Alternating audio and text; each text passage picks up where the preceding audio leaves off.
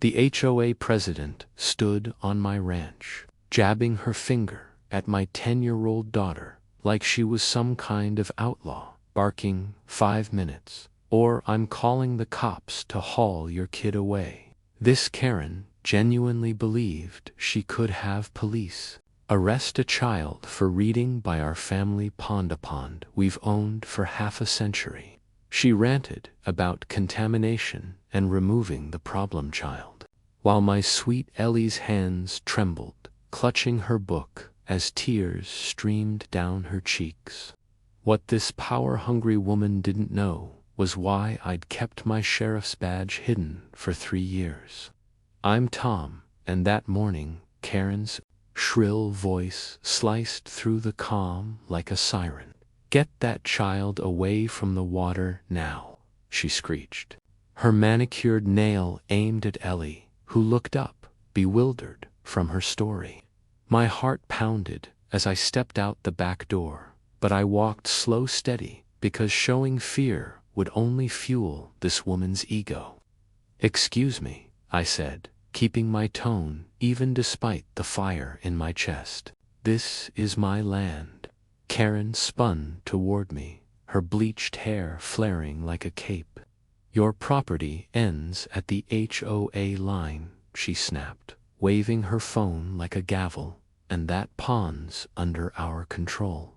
"Which city of the United States are you watching from?" Drop a comment and share with us if you have any confrontation with the HOA. We'll narrate your story on our channel.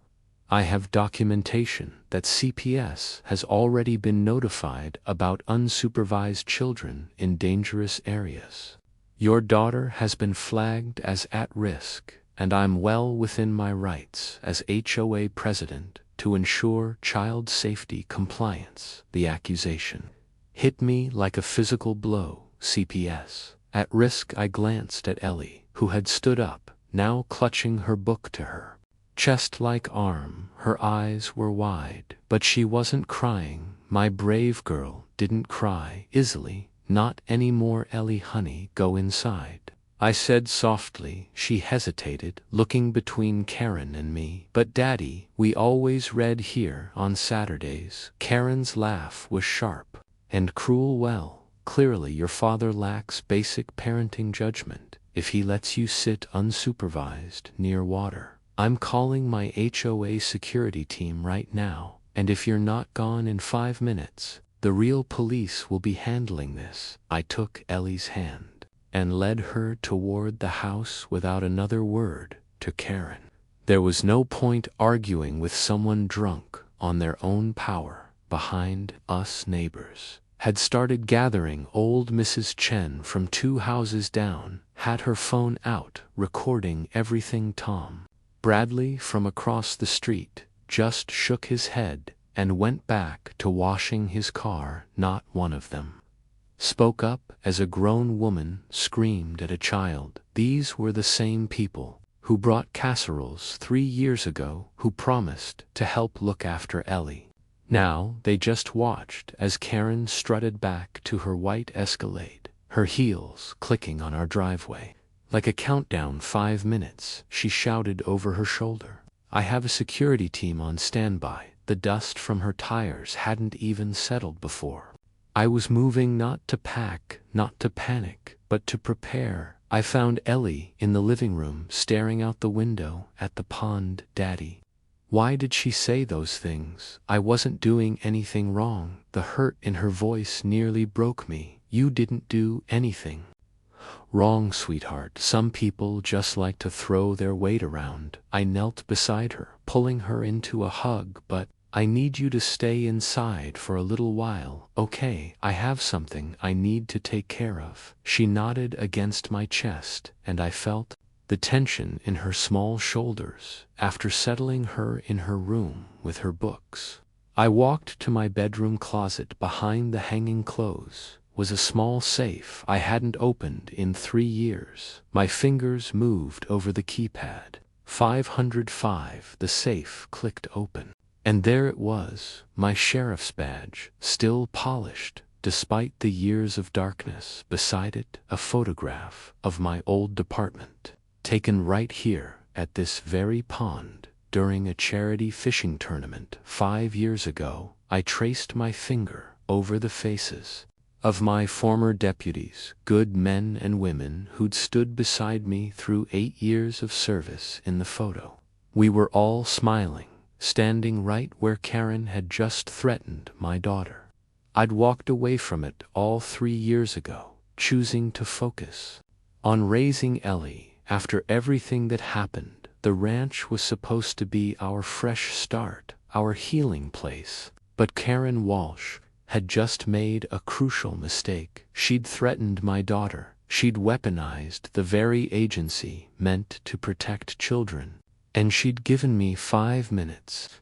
I held the badge up to the light, watching it gleam. The weight of it in my palm brought back memories of every case I'd worked, every bully I'd faced down, every child I'd protected. Karen thought she was dealing with some pushover single dad who had crumbled under her threats. She had no idea who she'd just declared war on. I set the badge on my dresser and pulled out my phone, scrolling through contacts I hadn't called in years. Former colleagues, prosecutors, judges, people who knew me, who knew my reputation, who knew I didn't make threats I couldn't back up. Karen Walsh wanted to play games with the law, fine, but she'd picked the wrong player. As I made my first call, I smiled grimly. Who exactly is this man she just threatened? She was about to find out. And why did I keep that badge hidden until now? Because some weapons are best kept sheathed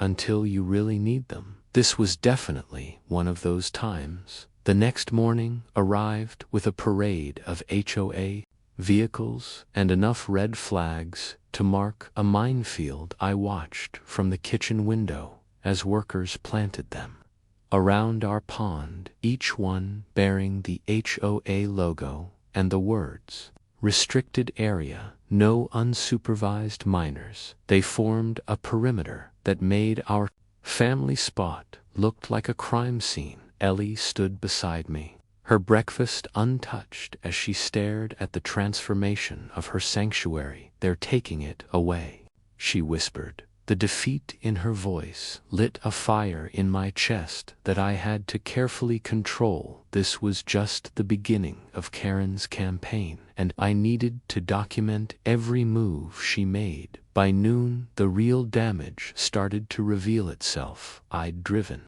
Ellie to the community center for her Saturday art class, something she'd been attending for 2 years.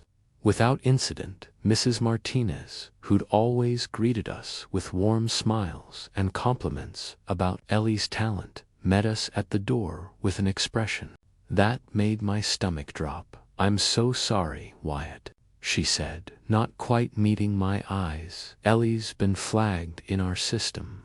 There's a note here from the HOA board about safety concerns and pending investigations. I can't admit her to class until it's resolved." I kept my expression neutral, while inside I was cataloging this for the lawsuit I was already building. "Can you show me this flag in your system?"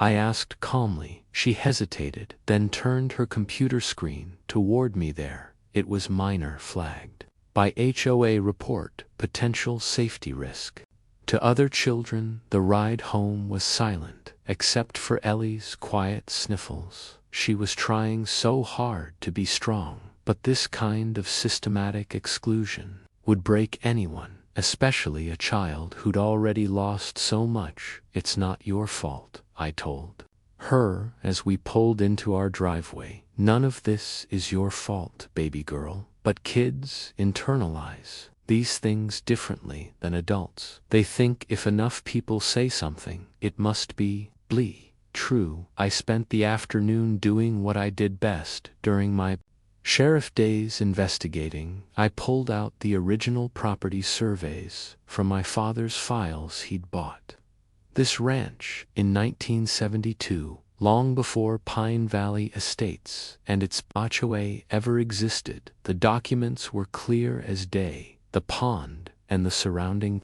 50 feet had never been included in any HOA jurisdiction. It was written in black and white, notarized, and filed with the county. Every legal I dotted, every T crossed. I needed a witness who could verify this history, so I walked over to see Gus, my 80-year-old neighbor who'd lived here almost as long as my family's ranch had existed. He was working in his garage, rebuilding a carburetor with hands that were steady despite his age. That pond's been private property since before Karen Walsh was even born, he said without preamble. When I showed him the surveys, he wiped his hands on a rag and adjusted his glasses to study the documents more closely. I was at the original HOA formation meeting in '95. Your daddy specifically had that pond excluded from the charter, said it was where your mama liked to paint the board, voted unanimous to respect those boundaries. He handed the papers back with a knowing look that told me he'd been watching this morning's flag planting ceremony.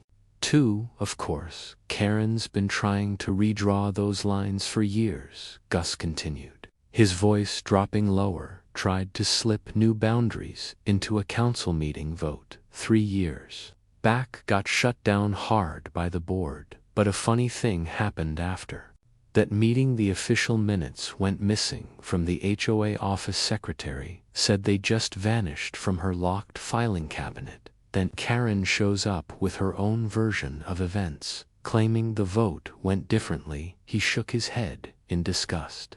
Nobody could prove nothing, but we all knew what happened. That woman's been planning this power grab for a long time. As we talked, movement at my property line caught my eye. Brad Hutchins, Karen's self-appointed security chief, was climbing out of a golf cart with a clipboard and camera without asking permission or even acknowledging us. He opened my gate and strolled onto my property like he owned it, just doing a safety inspection, he announced. When I approached him, HOA has reports of hazardous conditions that could endanger children. I stayed quiet, letting him dig his own grave while I recorded everything on my phone. He made a big show of testing the dock's railing, shaking it dramatically and photographing it from angles that made it look unstable. He even kicked at the support posts, trying to make them wobble. This will all be in my report, he said with satisfaction. Clearly unsafe for any child to be near still. I said nothing, just documented his trespassing and his theatrical performance. Every lie they told, every boundary they crossed, was another nail in their legal coffin. By Monday, the whispers had started spreading through our small community like wildfire at the grocery store. Conversations stopped when I appeared. I caught fragments anyway. CPS investigation. Someone murmured, poor kid, but you know, single fathers. At school pickup, Ellie came out with red eyes and slumped shoulders. Madison said her mom told her, you're getting arrested soon, she reported. In a small voice, she said, I might have to go live with strangers. That's when I knew this had gone beyond simple HOA overreach. Karen was orchestrating a full character assassination, using children as weapons to hurt my daughter. The cruelty of it was breathtaking. That night, I sat at my father's old desk, surrounded by property documents, HOA bylaws, and legal precedents. The original HOA charter was crystal clear about boundaries. The county records were unambiguous. My property lines were inviolate, but none of that mattered. If Karen controlled the narrative, she'd already painted me as a negligent father and my daughter as a safety risk. The truth was just an inconvenience to be buried under bureaucracy and intimidation. What she didn't know was that I had spent 8 years building cases against people who thought they were above the law. I knew how to document evidence, how to establish patterns, how to wait for the perfect moment to strike the security footage from. My cameras showed Brad trespassing without cause. The emails from the community center contained discriminatory language that would make any lawyer salivate. Own Heron Walsh thought she was building a cage around us, but really she was weaving the rope for her own noose. Every illegal action, every false report, system against us. Fine, I'd spent most of my adult life learning exactly how that system worked. Soon enough, she'd learn why you don't threaten a lawman's child, even a retired one. What's Karen hiding about the land, and why is she so desperate to control that lake? The answer to that would prove to be the key to everything. Tuesday morning brought a government sedan to our driveway and a young CPS worker to our door. Jennifer Bradley looked nervous as she stood on our porch with an official folder, clearly uncomfortable with whatever she'd been told about this visit. Mr. Morrison, I'm from Child Protective Services. We've received a formal complaint about child endangerment and neglect. I need to conduct a welfare check behind her parked. Just outside our property line sat Karen's white Escalade. She wasn't even trying to hide her involvement anymore. She wanted me to know she was watching, wanted me to feel the walls closing in, of course. I said, stepping aside with the calm I'd perfected during years of de-escalating volatile situations. Please come in. Can I get you some coffee, water, professional courtesy? Even when your world is under attack, that's what separates the good guys from the bad. Jennifer relaxed slightly at my cooperation as she entered. Ellie appeared at the top of the stairs, still in her pajamas, since I'd kept her home from school to avoid more bullying. The question she asked next shattered my heart into 1,000 pieces. If I disappear, will you still fight? Her voice was steady, but her hands trembled on the banister. What 10-year-old should have to worry about being taken from their home? Jennifer looked stricken to fumbling with her papers. Hello, Ellie, I'm just here to talk with your dad and make sure you're safe and happy. But Ellie had learned not to trust authority figures who showed up uninvited. She came down the stairs slowly and stood beside me. I am safe. I am happy. My dad takes care of me. We read together every night, and he makes me breakfast every morning, and he never misses my school events. The words tumbled out like testimony, because in a way they were. We'd talked about what to say if anyone questioned our family. Jennifer proceeded with her inspection, checking the house, asking about medical care, school attendance, meal routines. Everything was in perfect order, of course. I'd been a sheriff. I knew what they looked for. But then she pulled out a specific report that made my blood run cold. There's an allegation here about unsupervised access to a dangerous body of water and a history of. She paused, frowning at the paper. Previous CPS investigations. I leaned forward, keeping my voice level. May I see that report? I have the right to know my accuser and the specific allegations. She hesitated, then showed me the signature line. The reporting officer's signature belonged to Detective Mark Harrison. The problem: Mark had died in a car accident 3 years ago. I'd been a PBE bearer at his funeral. This signature, I said carefully, watching her face change as she processed the information, belongs to a deceased officer.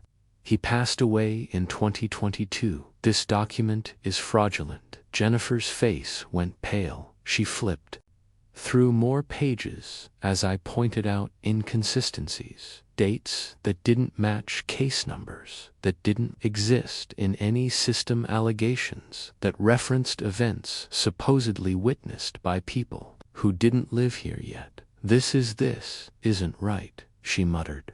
pulling out her phone. I need to call my supervisor. This whole file might be compromised while she made her calls. I walked to the window. Karen was still there, now standing beside her car with Brad Hutchkins. They were laughing, watching my house.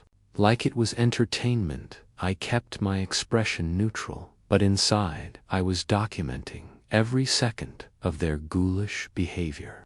Jennifer returned, looking shaken but resolved. Mr. Morrison, I'm closing this investigation immediately. This file contains multiple fraudulent documents. We'll be launching an internal investigation into how this reached my desk. She paused at the door, her professionalism wearing with obvious disgust. I'm also recommending a restraining order against whoever filed this false report. This is criminal. After she left, I watched Karen's face transform from smug satisfaction to confusion as the CPS worker drove away without my daughter. The celebration turned to rage, and she stormed toward my property line, Brad trailing behind her. I met them at the fence, my phone recording in my pocket. What did you tell her? Karen screamed, her carefully styled hair whipping in the wind.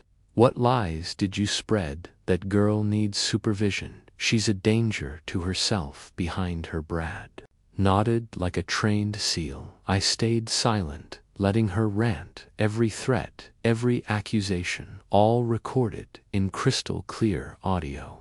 This isn't over, she continued. I know people, real people with real power. That pond is HOA property, and your brat will not contaminate it with her presence. That's when I heard it, the word contaminate. Such specific, ugly language. This wasn't about safety. This had never been about safety. That evening, while Ellie did homework at the kitchen table, trying to pretend our life was normal, I received a video file from an unexpected source. One of Karen's security cameras had caught something interesting. The timestamp showed 3 o'clock in the morning.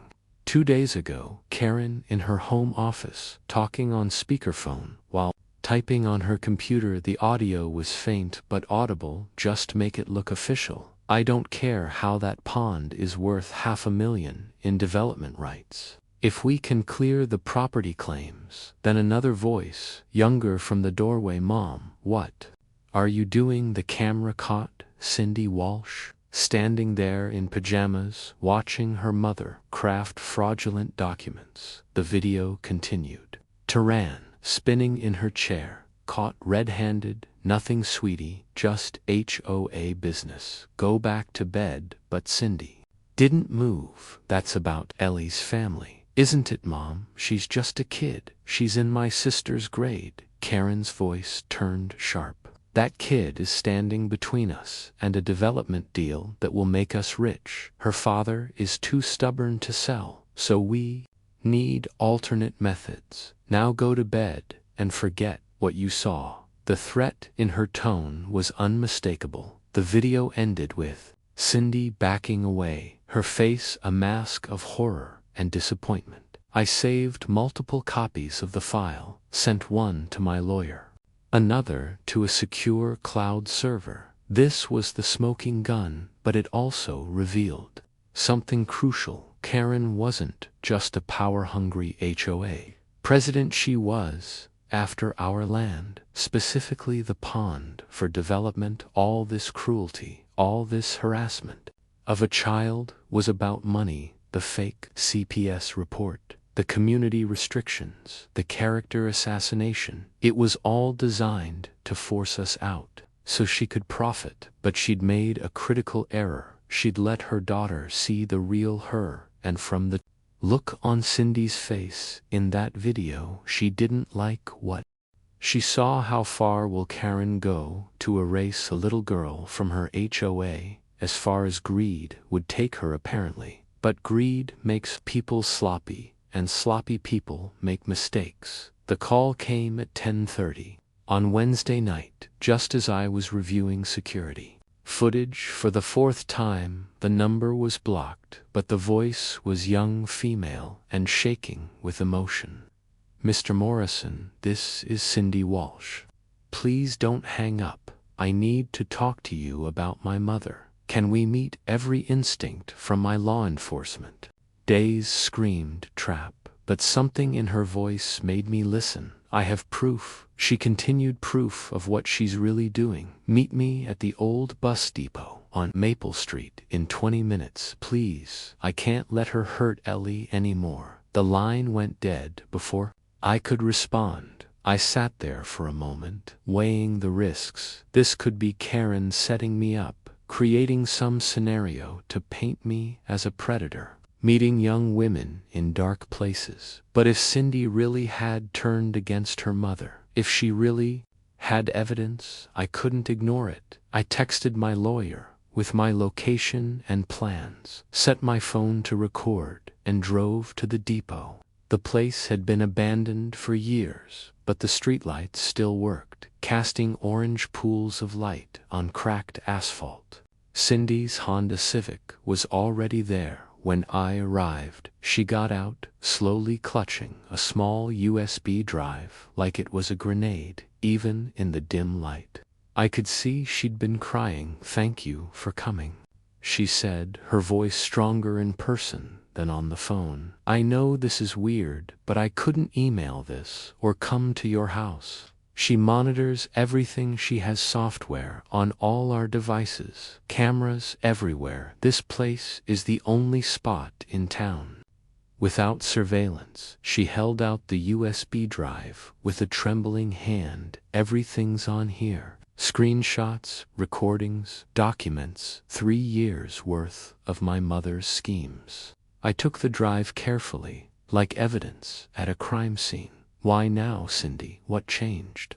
She wrapped her arms around herself, looking younger than her 22 years. I heard what she said about contamination, about Ellie contaminating the pond. My little sister is friends with Ellie. They've had playdates. Ellie's one of the sweetest kids I know, and my mother talks about her like she's toxic waste. Her voice cracked. I found out about the development deal 6 months ago. Waterfront Estates, LLC, wants to build luxury condos around that pond. They've offered my mother a finder fee of $500. Zero if she can clear the property rights. Your ranch is the only thing stopping them. The pieces clicked into place like a solved puzzle. This wasn't about HOA power or even personal vendetta. This was about $500,000 in blood money. The deep fake videos are on there too, Cindy continued, the words tumbling out faster now. She hired someone from overseas to create them. Videos that make it look like you're drinking while Ellie plays near the water, unsupervised, like you're passed out on the dock while she's swimming alone. She was going to release them at the next HOA meeting, make them go viral in the community.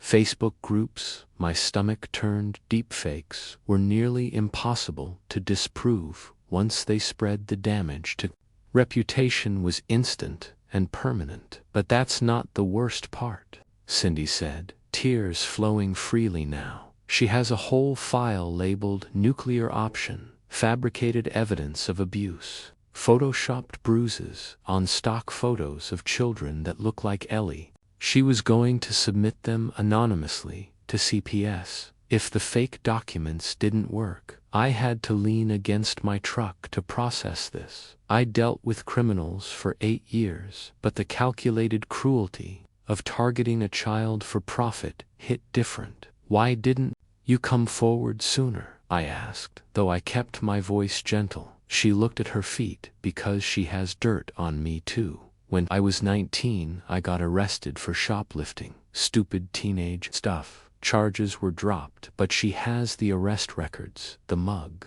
shots. She said if I ever betrayed her, she'd make sure every employer, every person I dated, everyone would know she'd ruined my life, like she's trying to ruin yours. The pain in her voice was raw, real. This wasn't deception. This was a young woman finally finding her courage. But then I saw Ellie at the grocery store yesterday, she continued. She was with you, hiding behind your leg, when my mother's friends walked by, whispering. She looked so scared, so small, and I realized I'm 22 years old, cowering from my own mother, while she terrorizes a 10-year-old girl. What kind of person does that make me?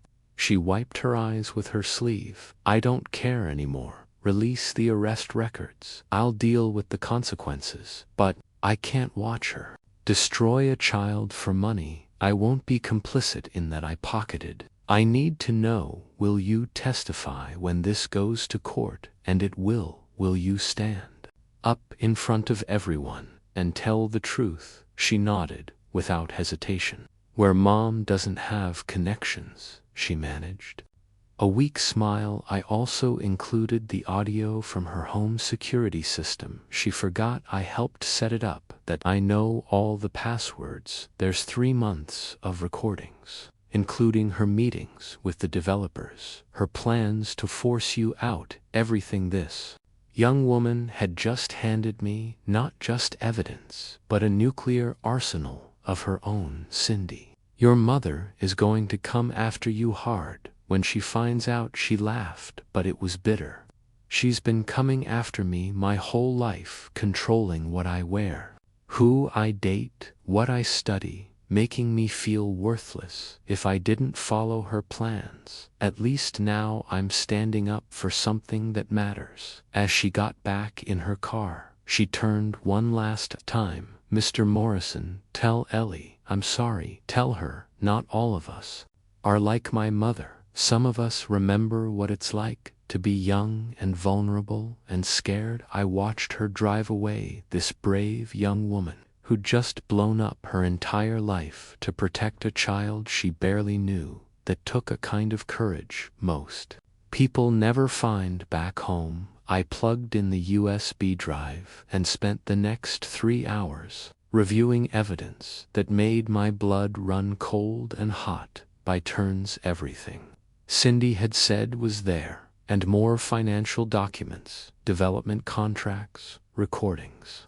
of Karen laughing about removing the obstacle of our family, screenshots of messages to the deep fake creator with specific instructions to make me look drunk and dangerous. But the file that stopped me cold was labeled contingency plans. In it, Karen had detailed steps for if I turned out to have law enforcement connections. She'd researched my background extensively, but hadn't dug deep enough to find my sheriff's history. Her plan included hiring protesters to claim I'd abused power, creating fake testimonials from fictional victims, even manufacturing evidence of police brutality. The woman was thorough in her evil. I made copies of everything, sent them to my lawyer, uploaded them to secure servers, even mailed a physical copy to a friend in another state. This evidence was too important to risk losing. As dawn broke, I heard Ellie stirring upstairs. Soon I'd have to help her face another day of whispers and exclusion. But now I had weapons to fight back. Real weapon. Will Karen find out her own daughter just turned against her? It was inevitable. And what will she do when she does? Based on what I'd seen in these files, she'd burn down everything and everyone to protect her scheme. But she'd forgotten one crucial thing: you can't burn down the truth. And the truth was about to come for her like a freight train. Friday afternoon arrived with the subtlety of a sledgehammer. The process server didn't even try to hide his smirk as he handed me the thick envelope. You've been served, he said, like he was enjoying it. Inside was an official notice of eviction from the Pine Valley Estates, HOA, demanding we vacate the pond area within 72 hours or face immediate legal action, including but not limited to forced removal. The grounds Cited were creative fiction, safety violations, child endangerment, trespassing on community property, and my personal favorite, creating an attractive nuisance that threatens neighborhood children. Karen had pulled out every legal-sounding phrase she could find and thrown them at the wall, hoping something would stick, but the eviction notice was just the opening salvo. Within an hour, Karen had started a live stream on the community Facebook page. I watched on my phone as she stood in what looked like a makeshift news studio, complete with the HOA logo behind her residence of Pine Valley Estates. She began, her voice dripping with trouble's concern. I come to you today with troubling news about a serious threat to our children's safety. She went on to paint me as a dangerous loner who refused to follow basic safety protocols, who allowed his child unsupervised access to drowning hazards, who had been investigated by CPS multiple times. The comment section exploded with reactions, some supporting her, others questioning the sudden urgency. The real blow came when Ellie got home from school.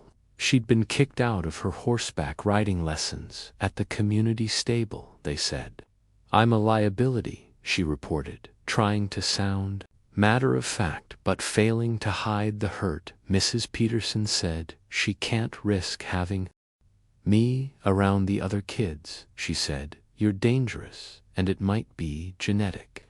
The casual cruelty of that statement made me see red. Attacking me was one thing, but suggesting my 10-year-old daughter had inherited some fictional violent tendency was beyond the pale. I held Ellie as she finally let the tears fall, her body shaking with the injustice of it all. Why do they hate us so much? Daddy, what did we do wrong? Nothing, baby. We did nothing wrong. Some people just can't stand it when others won't bow down to them. But my words felt hollow against the weight of her ostracization. That evening, I didn't respond to the eviction notice. I didn't go on social media to defend myself. Instead, I sat at my desk and methodically prepared for war. I printed every piece of evidence Cindy had provided, organized them into neat folders: property deeds, original HOA charters, development contracts, deep fake correspondence, financial records showing Karen's pending windfall. I created a timeline of harassment starting with that first confrontation at the pond and building to today's eviction notice. Each incident documented, witnessed, recorded it, painted a picture of escalating abuse that any judge would recognize. My lawyer called around 8 Wyatt. I've reviewed everything you sent. This is beyond harassment. This is conspiracy, fraud, racketeering even. We're talking federal crimes here.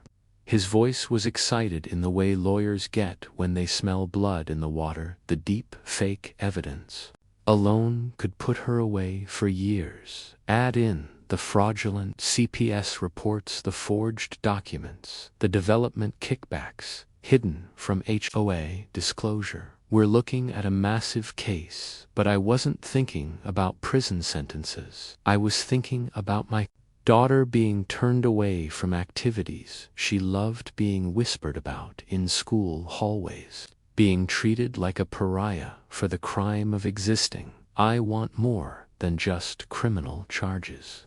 I told him I want her exposed publicly, completely. That's when inspiration struck. Remember the community hearing next week, the one where they vote on the pond jurisdiction? My lawyer chuckled. The one Karen scheduled to railroad through her fake boundary changes. Yes, I remember. Perfect. I want you to file for an emergency injunction to make that meeting mandatory, live-streamed, full transparency, public record. There was a pause. You want to confront her in front of everyone? That's risky, Wyatt, if it backfires. But I was done playing defense, done letting my daughter suffer in silence while Karen controlled the narrative. File it, and make sure the whole community knows it'll be streamed.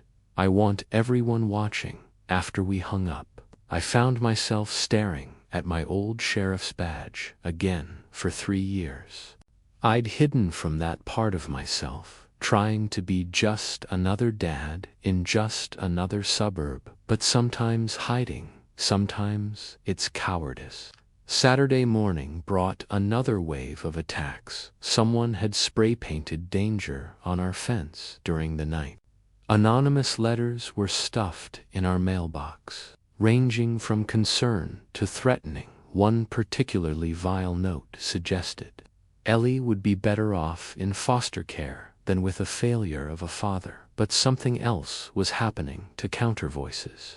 Were starting to emerge. Gus had posted on the community page about the true history of the pond misses, as Chen shared the video of Karen's initial confrontation with the caption, "Is this how we treat children now?" Even some HOA board members were publicly questioning the sudden urgency of the pawn jurisdiction issue. The tide wasn't turning yet, but it was starting to shift. That evening, an unexpected email arrived. The subject line read simply, "You're not alone." Inside was a message from Tom Bradley, the neighbor who'd walked away during that first confrontation. "I am ashamed I didn't speak up before." He wrote, "I've watched Karen bulldoze through this community for 5 years, always finding reasons to stay quiet, but targeting a child is too far. I have security footage from my cameras that might interest you. They cover the pond area and caught some interesting late-night activity over the past month. Men in suits measuring the property, taking photos, discussing removal options. I'll testify, if needed." One by one, the silent were finding their voices. Sunday night, with less than 24 hours left on the eviction notice, I tucked Ellie into bed. "Are we going to leave?" she asked, her voice small in the darkness. I sat on the edge of her bed, smoothing her hair like I had when she was tiny. "No, sweetheart, we're not going anywhere. This is our home. Your mom loved this place, and we're going to protect it." She was quiet for a moment. "I miss her," she whispered, "puristed me to baby me too." But I knew Sarah would be proud of what was coming. She always said the only thing necessary for evil to triumph was for good people to do nothing. While I was done doing nothing, as I walked past the window, I could see Karen's house blazing with lights. She was probably planning her triumph at the hearing, imagining how she'd finally drive us out and collect her blood money. She'd even ended her last live stream with a smug prediction that man will fold under pressure. They always do when faced with the righteous authority of the HOA. She had no idea what was coming. No idea that every document she'd forged, every lie she'd told, every cruel act against my daughter had been preserved and catalogued. Will Wyatt finally speak? Oh yes, and what has he been hiding all this time? Karen was about to find out that sometimes the quiet ones are the most dangerous, because we're not quiet from weakness. We're quiet because we're waiting for the perfect moment to strike. The community center was packed beyond capacity Thursday evening, with people standing along the walls and spilling into the hallway. The emergency injunction had worked, and 3 cameras were set up to live stream the proceedings. I sat in the front row with Ellie beside me, my lawyer on the other side behind us. Dozens of neighbors whispered and pointed, some hostile, others curious. Karen had arrived early to work the room, shaking hands and spreading her version of events like poison. She wore a Powers suit and her best concerned citizen expression, but I caught her glancing nervously at the cameras. The board president called the meeting to order at exactly 7 o'clock. "We're here." to vote on expanding HOA jurisdiction to include the pond area and to address safety concerns raised by President Walsh. Heron stood, immediately clicking a remote to start her presentation. Photos of the pond appeared on screen, shot from angles that made it look dangerous and neglected, as you can see, she said, voice dripping with false concern. This attractive nuisance poses a clear danger to our children. Mr. Morrison has refused basic safety measures and created a hostile environment for anyone who questions his negligence. She clicked again, revealing a blurry photo that supposedly showed me passed out on the dock while a child played near the water. The deep fake was good quality, probably cost her thousands. Gasps rippled through the crowd as she continued her lies for 20 minutes, building a case with manipulated evidence and fabrications.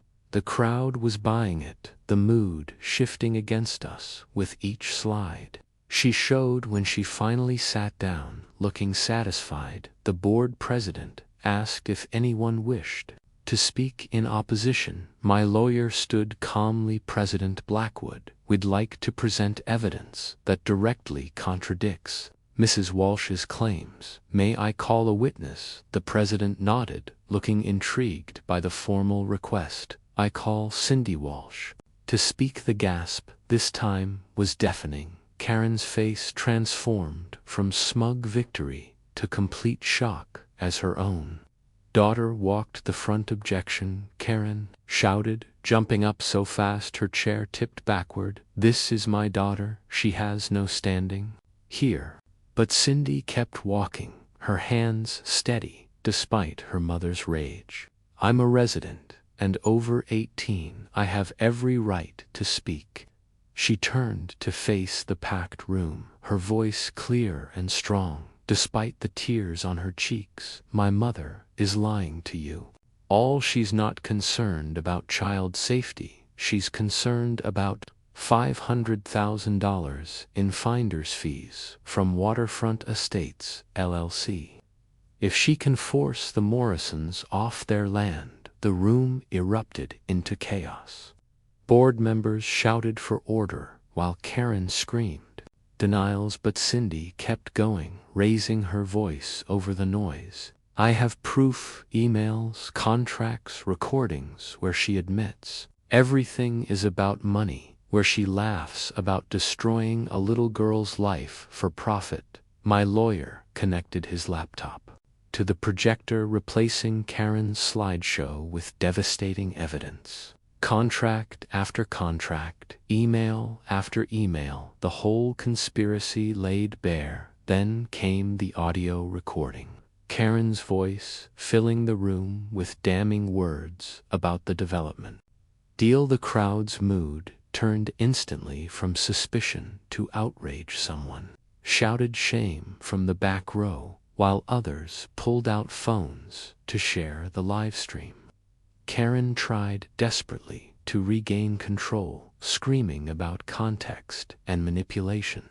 But the damage was done. More evidence kept coming like an avalanche. The deep fake artist's invoice showing Karen's payment, the forged CPS documents highlighted in red, the real property boundaries versus her fabricated ones. Then old Pete stood up in the back, his voice carrying decades of authority. I've lived here 43 years. I knew this family's ranch before most of you were born. That pond has been private property since the 1970s. The only danger to that child is what this woman put her through. I believe Wyatt Morrison. More people stood to speak, sharing their own evidence and observations. The board president finally called for order, his face grave with the weight of what he witnessed.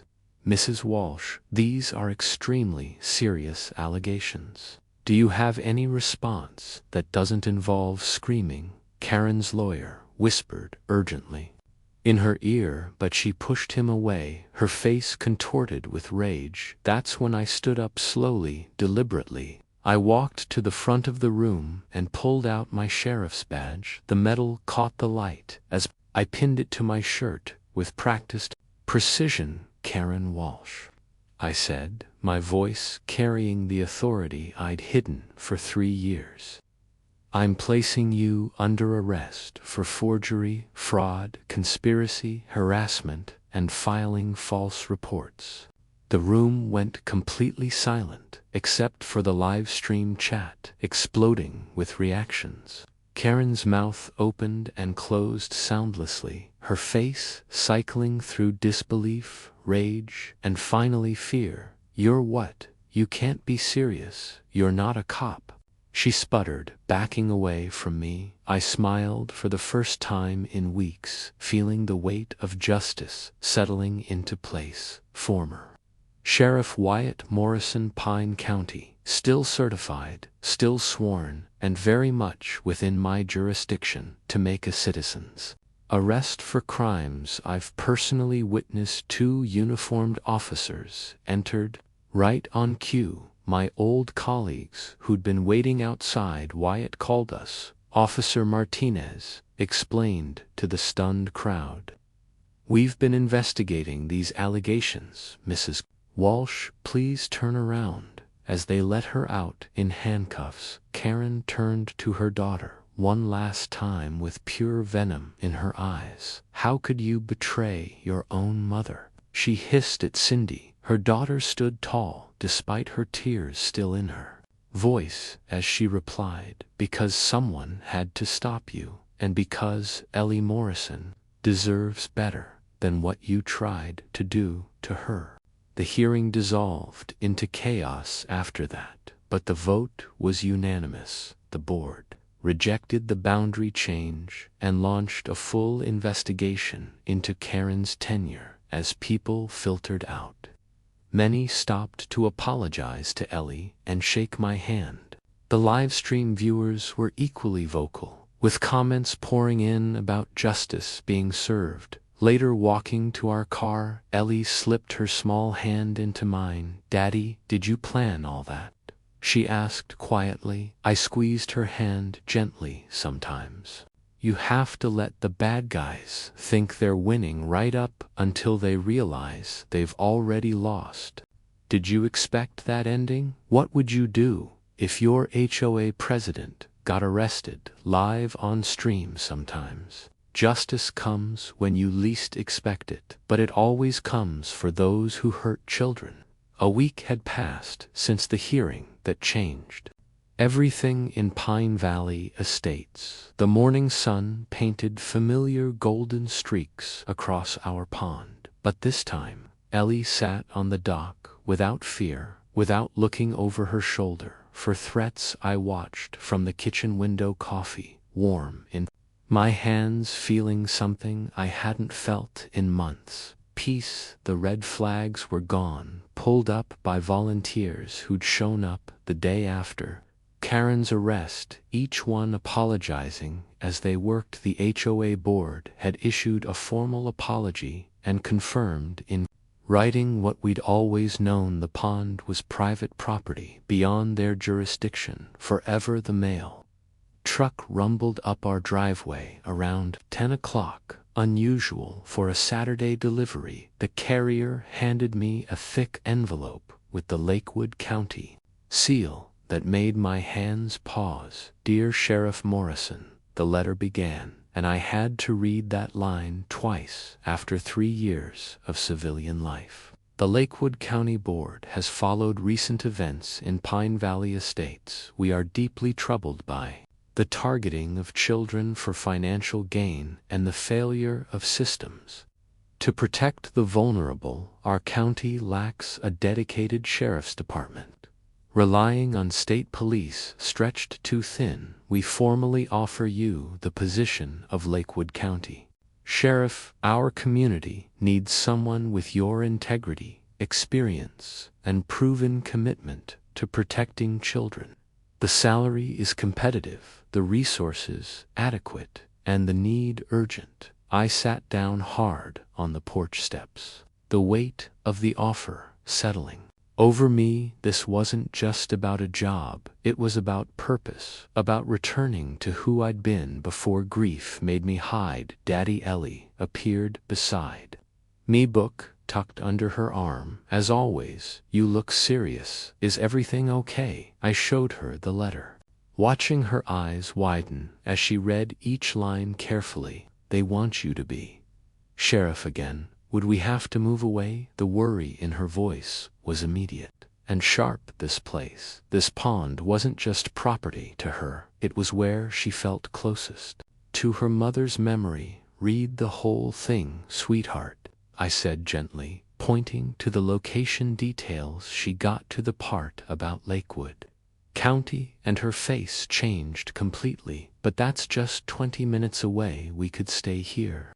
I nodded, pulling her close. We could stay, but this is a big decision. It means changes, more danger, me being gone more often. She was quiet for a long moment, looking out at the pond where so much pain had transformed into triumph. Mom always said, "You were meant to protect people," she said finally, her voice steady and sure. She said that's why she fell in love with you, because you stood between the bad guys and people who couldn't protect themselves. I think you should do it. There are other kids like me who need someone to stand up for them. I hugged her tighter, amazed by this remarkable child who'd endured so much and emerged stronger. When did you get so wise? She leaned into me with a small smile. When I watched you fight for me. You taught me that staying silent when you could help is scarier than any bully. My phone buzzed with a text from Cindy Walsh, who'd been checking in regularly since her mother's arrest. Heard about the sheriff offer. You should take it. Communities need leaders like you. Attached was a photo from the local paper with the headline, "Corruption Exposed: How One Father Protected a Community."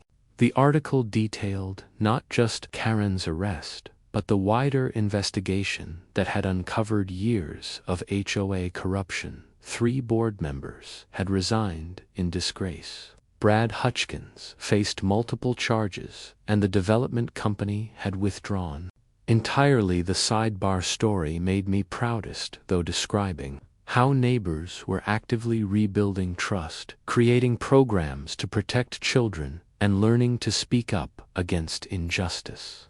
The community center had even started free art classes for kids who'd been excluded, with Ellie as their first student that evening.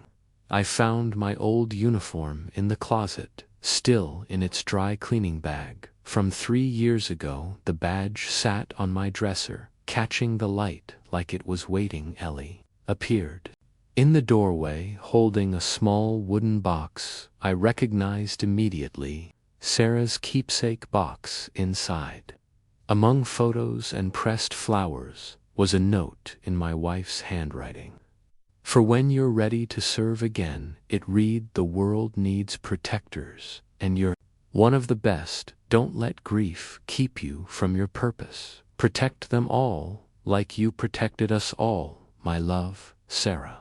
My eyes burned reading her words. Somehow she'd known I'd need this permission, this push to return to who I was meant to be. "She knew you'd go back," Ellie said softly. "She told me once that heroes don't retire, they just take breaks." I folded the note carefully and picked up my badge. "What do you think, Deputy Ellie? Should we protect more kids?" She grinned, the first real smile I'd seen since this nightmare began. "Yes, but can we still have Saturday mornings at the pond?"